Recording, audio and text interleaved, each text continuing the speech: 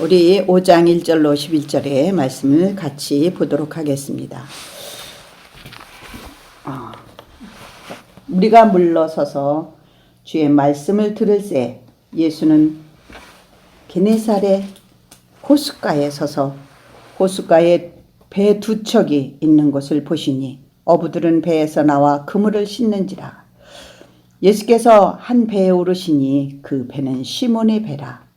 육지에 조금 떼기를 청하시고 앉으사 배에서 무리를 가르치시더니 말씀을 마치시고 시몬에게 이르되 깊은 데로 가서 그물을 내려 고기를 잡으라. 시몬이 대답하여 이르되 선생님, 우리들이 밤이 새도록 수고하였으되 잡은 것이 없지만은 말씀에 의지하여 내가 그물을 내리리이다 하고 그렇게 하니 고기를 잡은 것이 심히 많아 그물이 찢어지는지라.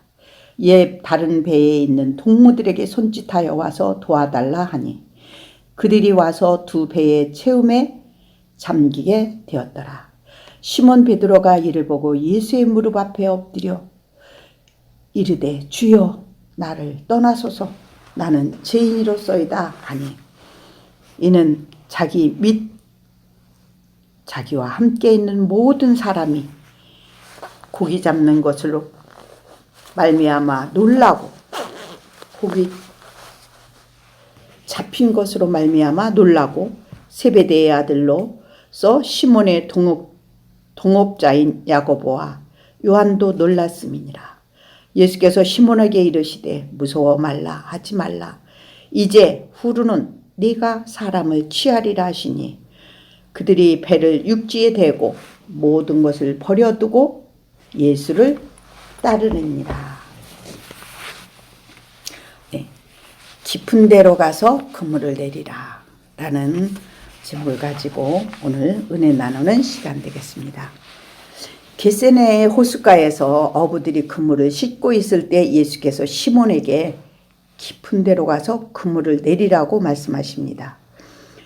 밤새도록 수고하였어도 잡은 것이 없지만 시몬은 말씀에 의지하여 그물을 내립니다. 그러자 잡은 고기가 심이 많아 그물이 찢어지는 경험을 합니다. 베드로는 이 경험을 통해서 두 가지를 깨닫습니다. 첫째로 선생님이 라는 이 호칭을 주여라고 부르게 되고 예수님이 누구인지를 깨닫습니다. 둘째는 자신이 죄인임을 깨닫습니다. 이러한 베드로에게 주님은 이제 후로는 네가 사람을 취하리라 라는 새로운 사명을 주십니다. 베드로는 새로운 사명을 통해 주님과 새로운 관계를 맺고 사명에 헌신하려는 결단을 내리며 주님을 따라갑니다. 이것이 오늘 우리에게 주는 교훈입니다. 내게 주어진 하나님의 은혜를 분명히 깨닫는다면 단지 그 은혜에 감사하는 단계에서만 머물러 있지 말고 한 단계 더 나아가서 사람을 취하는 사명을 따라 살아야 합니다. 우리를 사명자로 부르신 목적은 세상에서 구별된 성도로서 살게 하기 위함이며 예수 그리스도의 새 생명을 주셔서 그 생명의 복음을 전하며 살게 하기 위한 것입니다. 그러므로 깊은 데로 그물을 내려 배에 그물이 찢어질 정도로 고기를 잡았다는 것은 물질의 축복이라기보다는 사명 감당함으로 얻게 되는 열매와 보람과 주님의 은혜의 풍성함을 누리게 하시겠다는 약속인 것이죠. 놀라운 것은 그 자리에서 기적을 본 모든 사람들이 다 같은 믿음이 아니었다는 것입니다. 오늘날 많은 기적, 응답, 축복이 있었다 해도 깊은 하나님의 십자가의 부활의 의미를 내 심령 속에서 솟구쳐 오르지 않는다는 것은 그 당시에 모든 사람들이 물고기에만 관심이 있었듯이 축복에만 관심이 있는 자들은 하나님의 죽으심과 부활하심보다 더 기적과 축복에만 관심이 있었다는 것입니다. 이러한 자들이 과연 하나님의 구원의 반열에 서 있는 자라고 말할 수 있을까요? 이런 자들이 주님이 나를 따르려거든 자기 십자가를 지고 나를 따르라고 했는데 시몬 베드로처럼 배와 고기 모든 것을 버려두고 떠났던 그 믿음이 내게 있는지 자문해 보는 시간이 되었으면 합니다. 또한 그 믿음은 하나님이 주시는 것이므로 나는 할 수 없으나 성령님이 이끄심으로 내 안에 확고한 은혜의 믿음이 임하게 됨을 믿으시기 바랍니다. 깊은 대로, 그러면 깊은 대로 그물을 내리라는 의미는 무엇일까요? 신앙의 세계에는 더 깊은 세계가 있다는 것이죠. 우리 이성적인 경험이나 상식으로 생각할 수 없는 믿음의 세계가 있음을 얘기하고 있는 것입니다. 참 믿음은 육신적인 한계로 그어진 상식의 선을 넘어야 한다는 것이죠. 우리가 전능하신 하나님을 믿는다는 것은 그 하나님으로 말미암아 이러한 인간의 지식, 인간의 사상, 인간의 경험보다 더 깊은 믿음의 세계가 있다는 것이며 그것을 믿음으로 받는 사람들이 있다는 뜻이죠. 인간의 상식 수준이라는 면 믿을 필요가 없겠지만 우리가 왜 더 깊은 데로 나아가지 못한가 하면 전능하신 하나님의 능력에 하나님을 믿어 또 그 주님을 온통 주님을 통해서 믿는 구원보다 항상 육신의 필요한 것만을 채우려 하기 때문인 것입니다. 하나님을 믿어 다른 사람들보다 좀 더 잘 먹고 잘 사는 것이 믿음이 전부인 양 육적인 한계에 머물러 버리면 세상 사람들이 이 세상 신에게서 구하는 것과 다를 바가 없는 것이죠. 영적인 세계에는 그 이상이 있거든요. 그러므로 주님은 육신적인 한계를 넘어서서 깊은 은혜의 체험을 기대하고 계십니다. 예수 믿고 축복받아 더 잘 살게 되었다는 그런 수준이 아니라 주님의 형상을 담고 주님의 능력을 맛보고 주님이 나의 인생을 어떻게 개입하고 관여하시는지 깨닫게 되면서 주님과 동행하는 그런 그리스도인이 되기를 원하시는 것입니다. 이 선을 넘지 못한다면 아무리 세상에서 성공했어도 영적으로 얕은 물가에서 찰랑거리는 것과 다름이 없는 것이죠. 영적인 깊은 수렁은 나는 할 수 없음을 의미한다는 것입니다. 다시 말하면 나를 포기하라는 것이죠. 나의 의지, 나의 능력, 통찰력, 지혜, 이 세상적인 상식이 나도 모르게 내 속에 숨어 있어서 그것이 마치 하나님의 뜻인 양 정당화를 주장할 때가 있죠. 예를 들면 축복해 주시면 하나님 일을 할 거예요. 봉사도 헌금도 하면서 흔히 말들은 하지만 왜 주님은 과부의 2 냅돈을 축복하셨을까요? 그가 가진 전부라는 것. 그는 그것이 없으면 죽을 수밖에 없는데 드렸다는 것입니다. 나의 목숨을 요구하시는 하나님이십니다. 사랑하는 여러분, 물질과 봉사는 드릴 수 있지만 목숨을 내려놓기는 두려워하는 우리의 믿음을 적나라하게 표현한 것이 아닐까요? 저 역시 주님이 그 부활의 믿음을 주시지 않았다면 이 세상의 모든 것을 포기할 수 없었을 거예요. 세상의 것은 마약과 같이 한번 취하면 나 스스로가 포기할 수가 없답니다. 죽음 앞에 이르지 않고는 언제든지 이유와 욕구, 나의 꿈과 소망에 맞추어 있기 때문에 나라는 이 자신을 주체할 수가 없게 되고 마는 것입니다.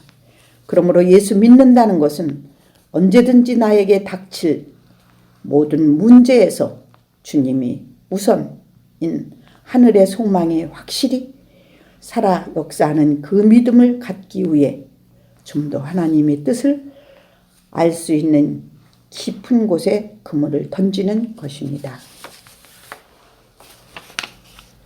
그러면 깊은 데로 나아가는 신앙은 어떤 것일까요? 첫째로 말씀의 실화를 이루는 것인데요. 말씀의 실화라는 것은 하나님의 말씀을 듣고 그 말씀에 순종하는 삶을 살면서 하나님의 선하심을 더 많이 누리고자 힘쓰는 것입니다. 히브리 11장 6절에서 믿음 없이는 하나님을 기쁘게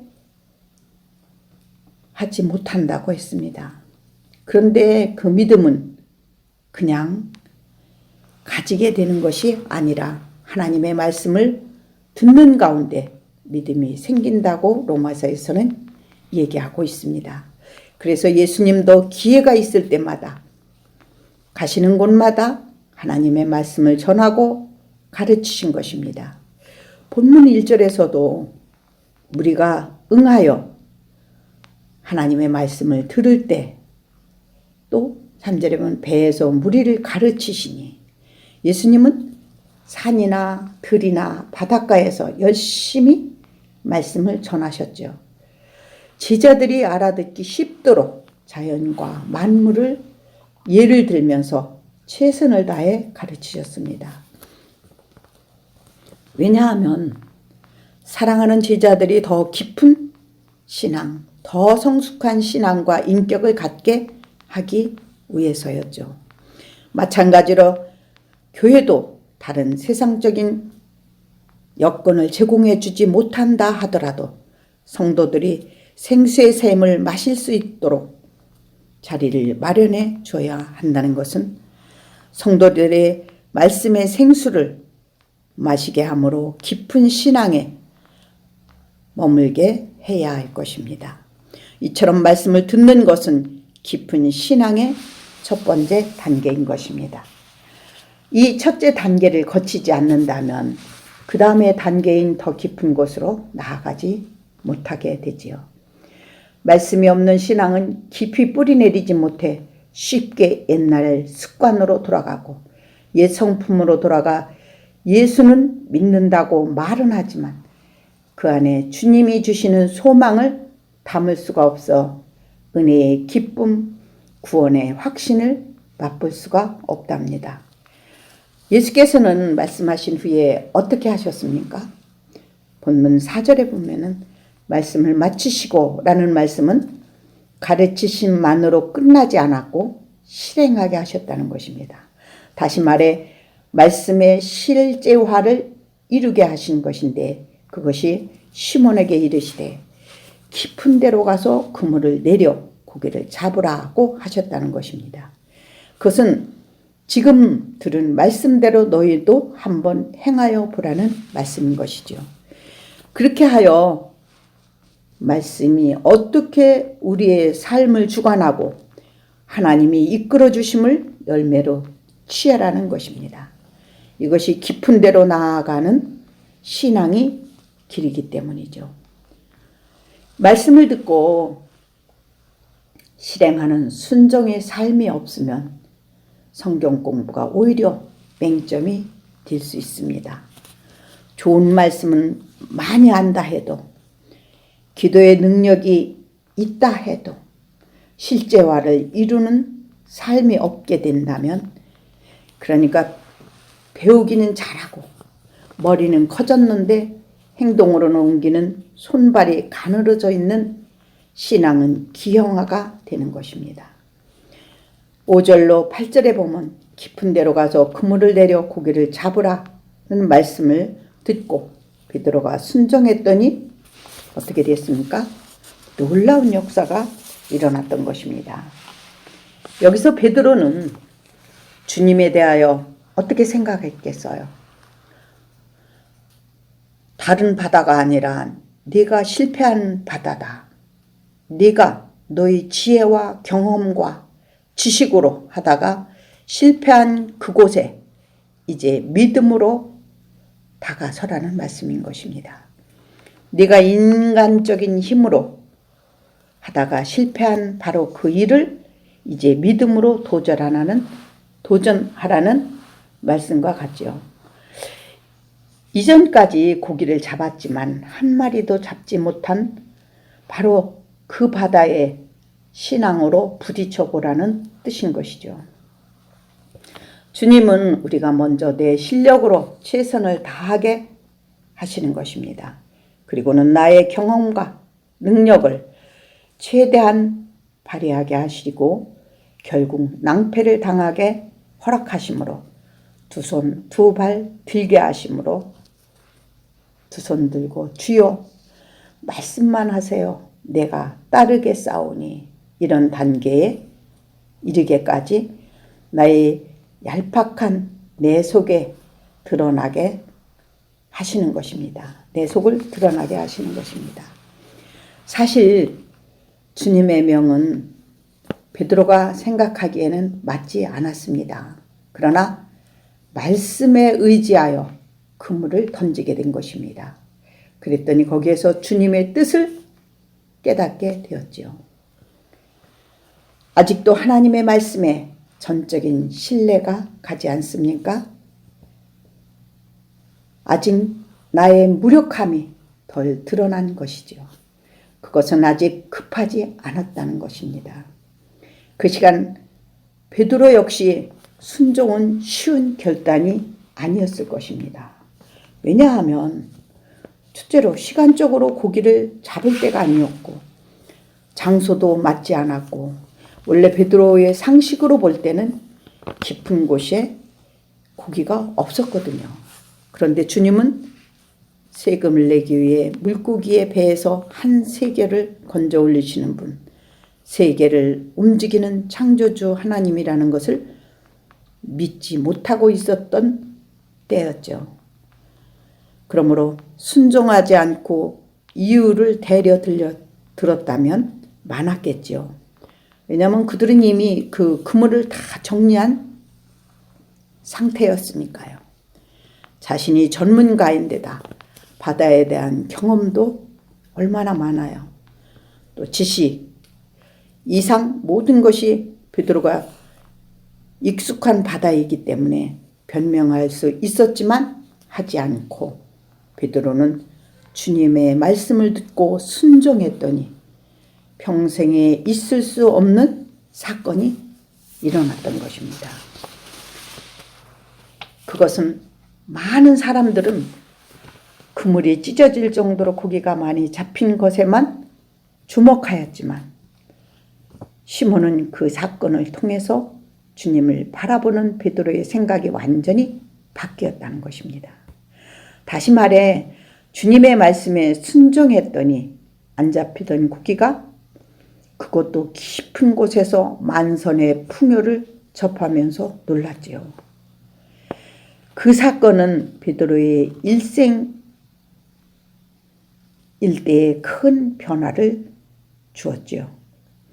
그때 주님은 베드로에게 말씀하십니다. 이제부터는 너는 사람을 낚는 어부로 쓰겠다고.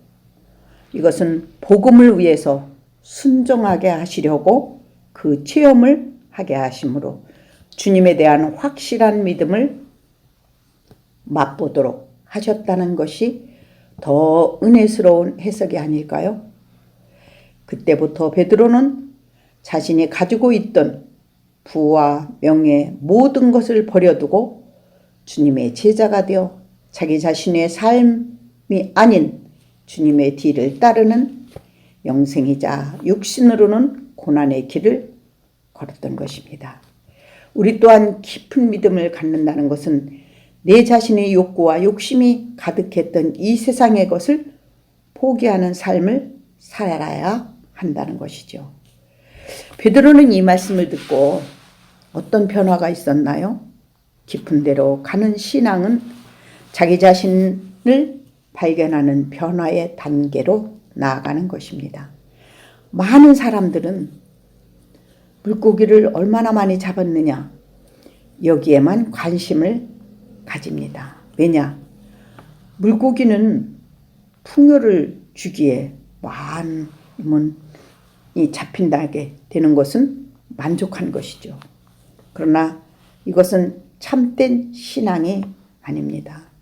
이것은 마치 물질의 축복을 많이 받고 병이 나는 기적이나 성공한 그 자체로 만족해 버린다면 미신과 다를 바가 없지 않나요? 결국 축복을 많이 받은 것을 자랑하다가 천국 문 앞에서 빈 배가 되어 절망하고 슬피 우는 신앙이 될 수도 있다는 것입니다. 그러나 주님 앞에 자신이 어떤 존재인가를 깨닫는 것이 깊은 데로 나아가는 믿음의 길입니다. 베드로는 이 위대한 발견이 무엇이었나요? 자기 자신이 죄인이라는 사실을 발견했다는 것인데 이 발견은 자기 자신 속에 숨어있는 모든 욕망과 자아의 실현을 포기하는 믿음인 것입니다. 그 믿음은 은혜의 구원이 너무도 감사하여 영광의 주님이 나와 같이 무가치하고 미련한 인생에게 이 큰 은총을 베푸시니 너무나 감당할 수 없어 드디어 그 체험을 통해 주님이 어떤 분인지 알게 되었으며 자신이 어떤 존재인가에 대해 눈을 뜨게 된 것입니다. 그래서 예수님 무릎 앞에 엎드려 주여 나를 떠나소서 나는 죄인이로소이다 라고 말함으로 자기 자신이 죄인임을 발견하는 것이 바로 깊은 신앙의 사람이 된 것을 우리는 보게 되는데 이것이야말로 기적과 체험을 허락하신 이유인 것입니다. 우리 모두 이 깊은 신앙의 세계를 체험하기 위해서 주님의 말씀에 순종코자 하는 자세로 주님을 바라보는 자들이 되기를 축원합니다. 아멘.